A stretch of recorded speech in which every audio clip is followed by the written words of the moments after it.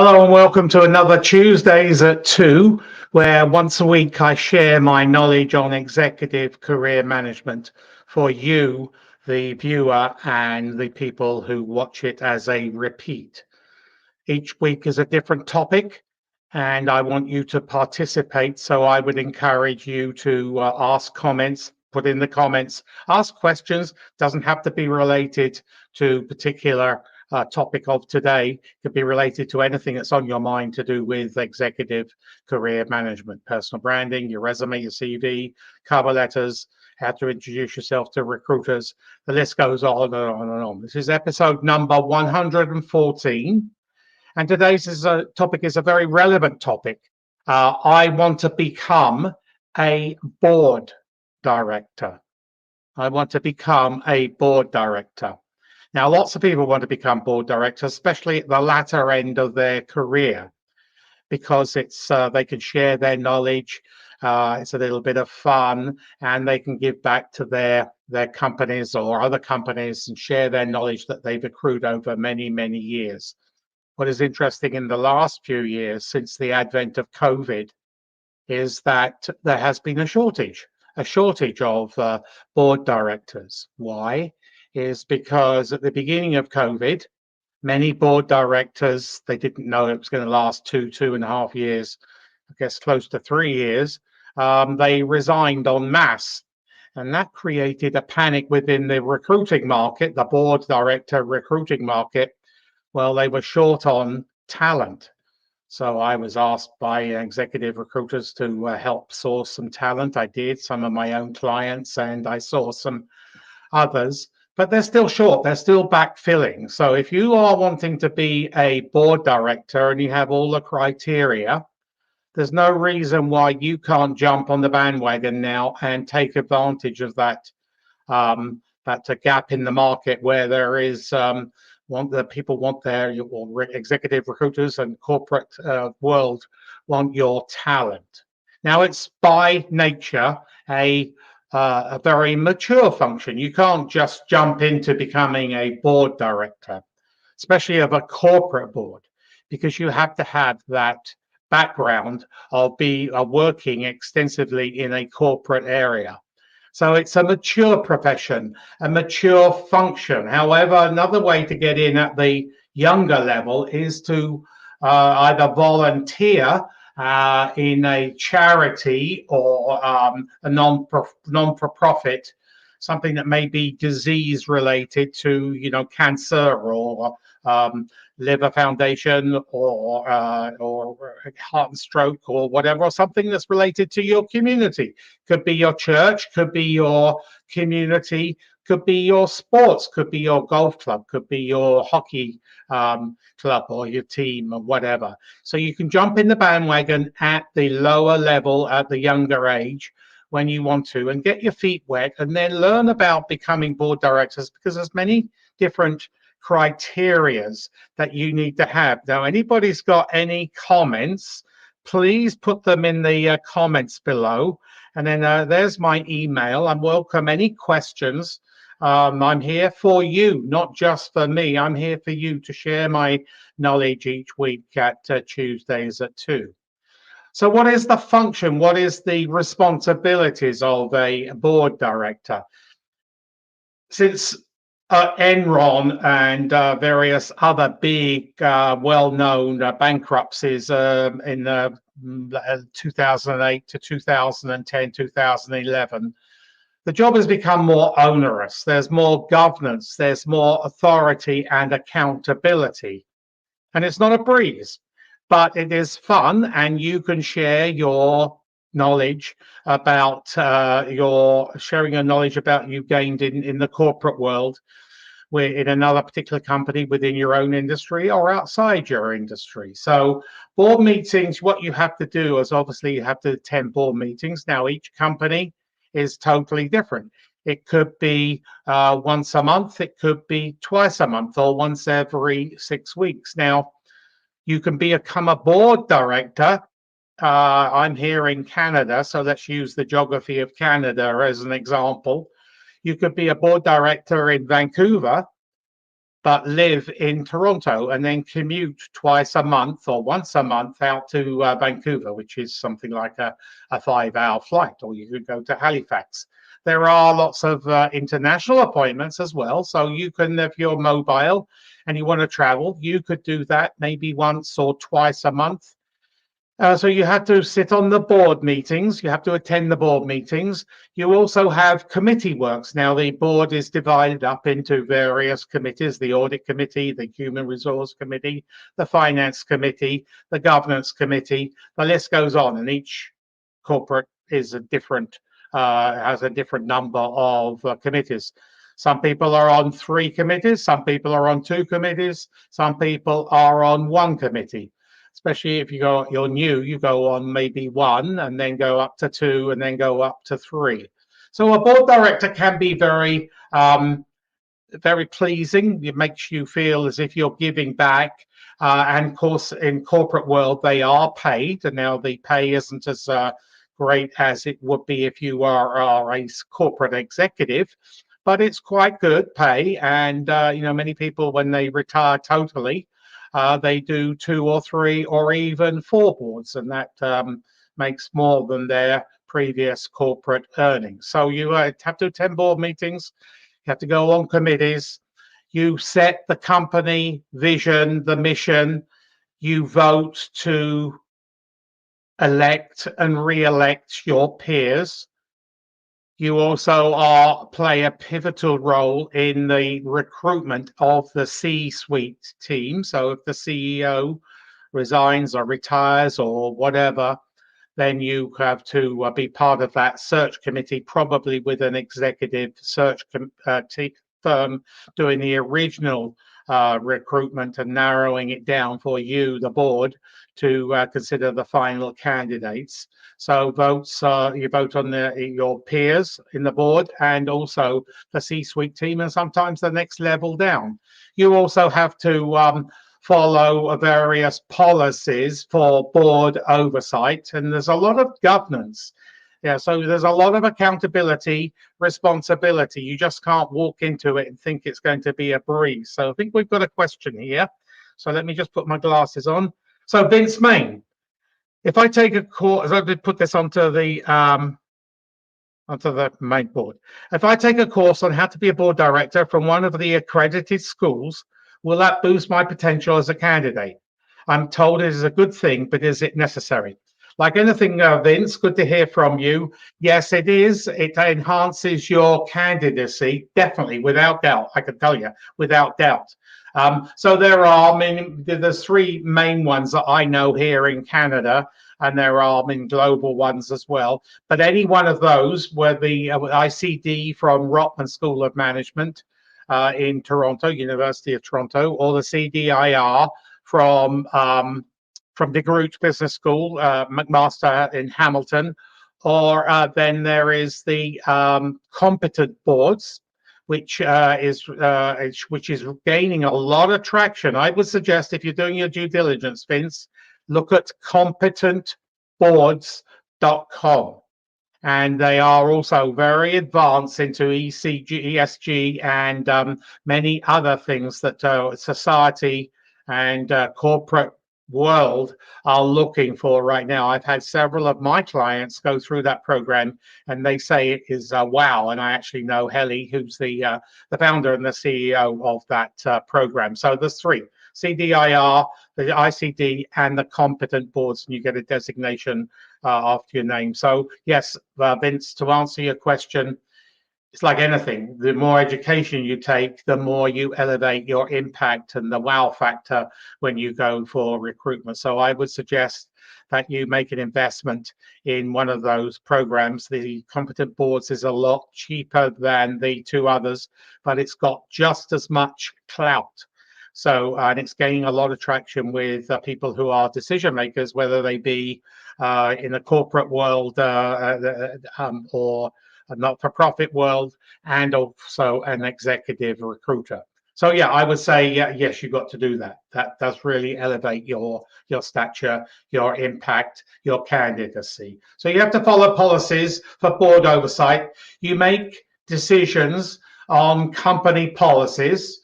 So in participation, in collaboration with the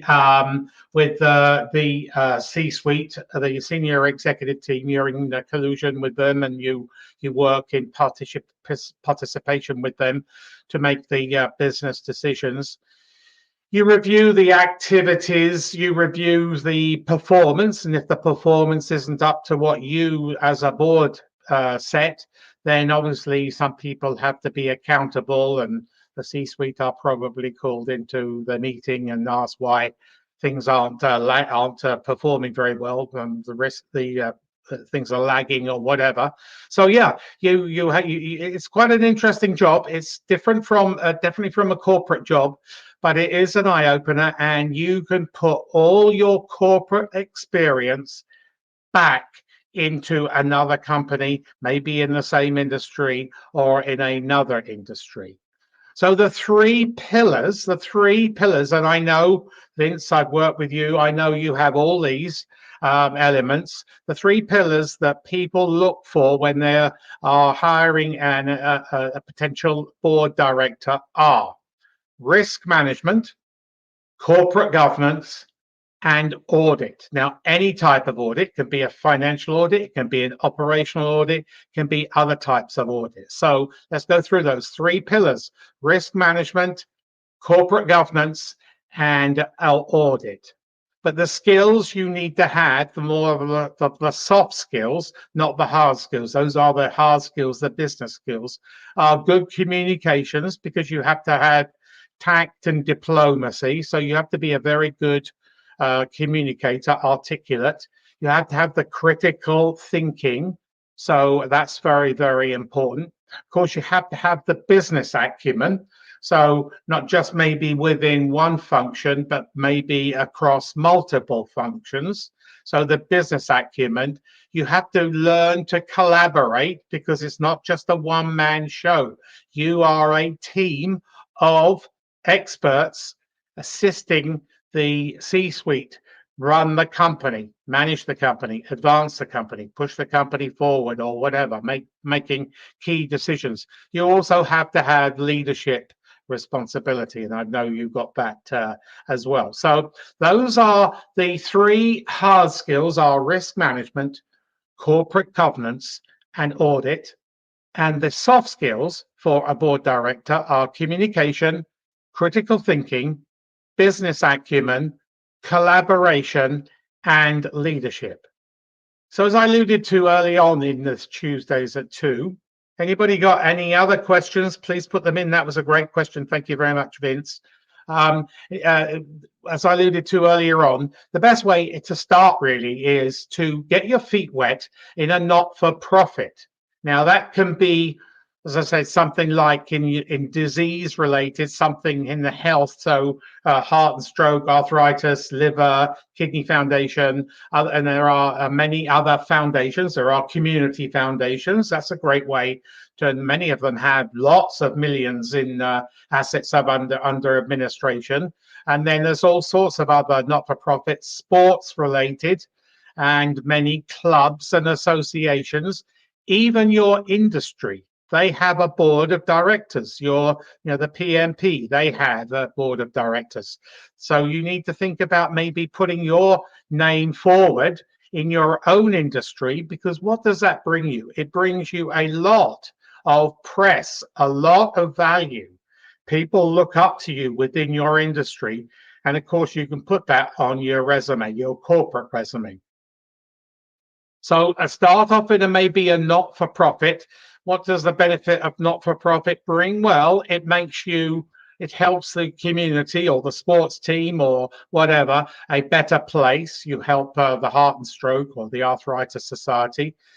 You meet like-minded people, so that's just as important. And you build your network. You need to network all the time, from the day you start your career to the day you pack it in at the other end, whether it be at the end of a corporate career or corporate then board career. So networking brings huge value to you, and also you can share your network.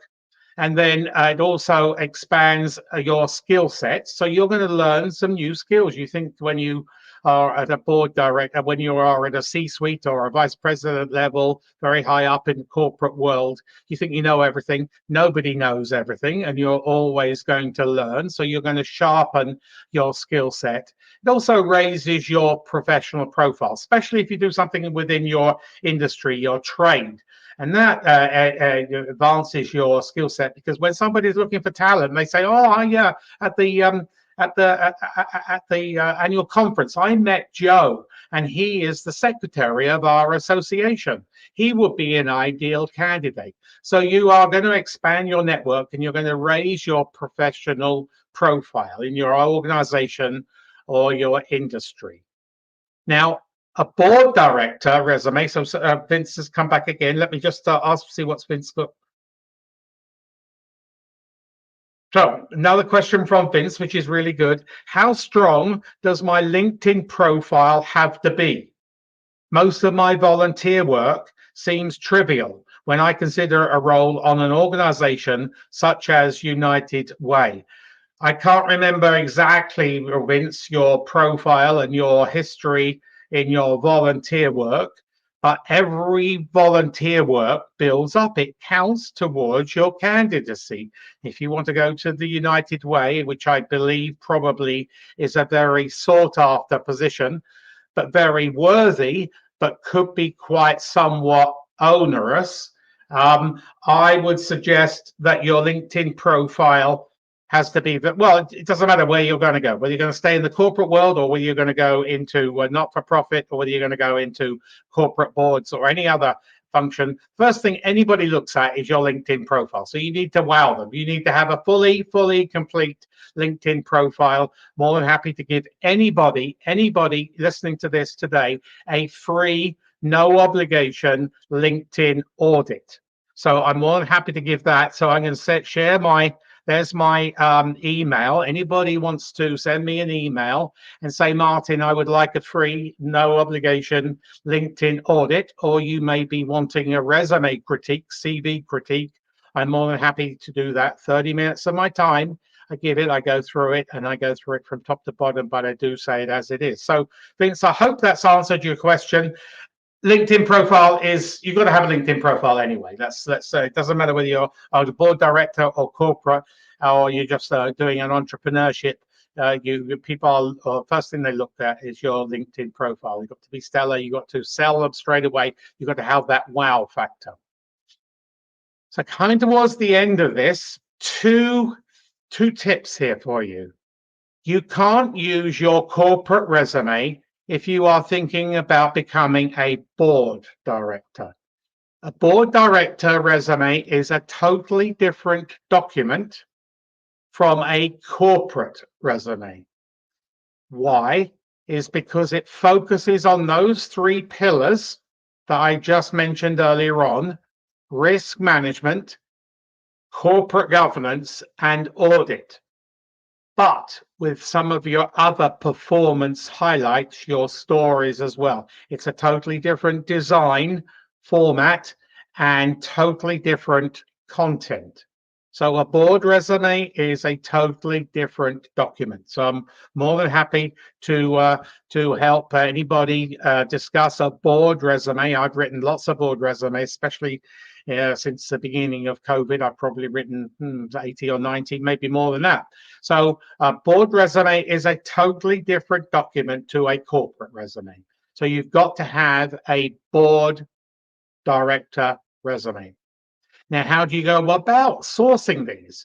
Well, if it's your local not-for-profit or whatever, you put your name forward, or your industry, you can put your name forward. But if you are going to the corporate world, the bulk of the recruitment for board directors in the corporate world is done through executive recruiters.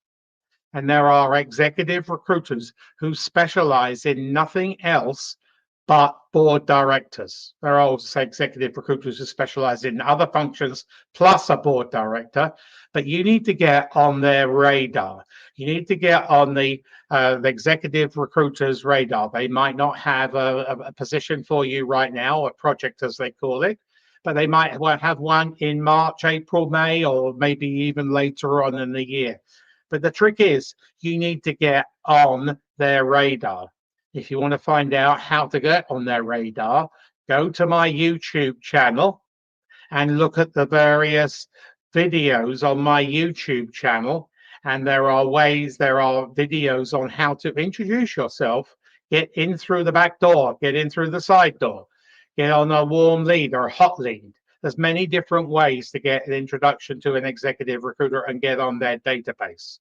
So go to my YouTube channel and please press the subscribe button, and then when you and also the bell button, where you will be notified of all future videos to come. So there are quite a few videos, and if you want me to shoot something on a particular topic, a video for you, that something's on the back of your mind, on the front of your mind, I'm more than happy to shoot a video and put it on my YouTube channel in the next few weeks. So executive recruiters specialize. There are specialization in specialists in board directors.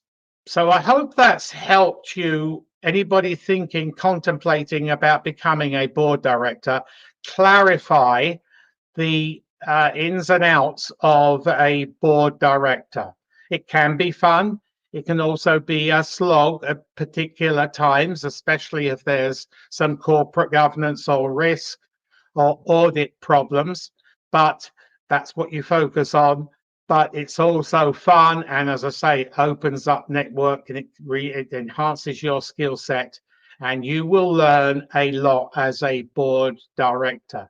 So some people do it in combination with their full-time corporate job at the latter end of their career, and they get permission from their boss or their chair of their board to go and sit on another board. So that's what it's all about. I would, as a career coach, as an executive coach, I would encourage you, if you have the drive, the willpower, and those three pillars, and a lot of other assets and attributes, skill sets, I would really encourage you to think about a board director position. So hopefully that's clarified all this mystery about board directors. There is a lot of availability right now. I know there's a couple of executive recruiters have been looking for talent, and in particular industries. So they've been buzzing me. So I'm more than happy to have a conversation with anybody. Just send me an email, and I'm more than happy to pick up the phone or go on Zoom. So I offer a free, no obligation resume or CV critique, 30 minutes of my time, and I offer that LinkedIn audit for another 30 minutes, but I go through it from top to bottom because you never miss out on a LinkedIn. It can bring you huge traffic, huge clout, and it increases your profile, your impact with executive recruiters. And please go and visit my YouTube channel and do me a favor, please press the subscribe button where you will be notified of many videos to come. Press the bell button, please. So that about closes this Tuesdays at 2. Anybody got any other questions, something that's bugging them, any other questions? I'm more than happy to take it. If not, I will be back next week. Now, I normally wrap this Tuesdays at 2 by saying what I'm going to be talking about next week. I'm going to keep that secret. So that will be episode number 115. I'm going to keep that secret. And join me next Tuesday, 2 p.m. Eastern Time, for another Tuesdays at 2. In the meantime, you should all be managing your career 24/7, 365. So hopefully you are aware that your career management is just as important as your financial management, managing your finances, your investments, because the more you manage your career, the more you can give your financial advisor. So I'm going to wrap it up right now. I will see you next Tuesday at 2 Eastern Time.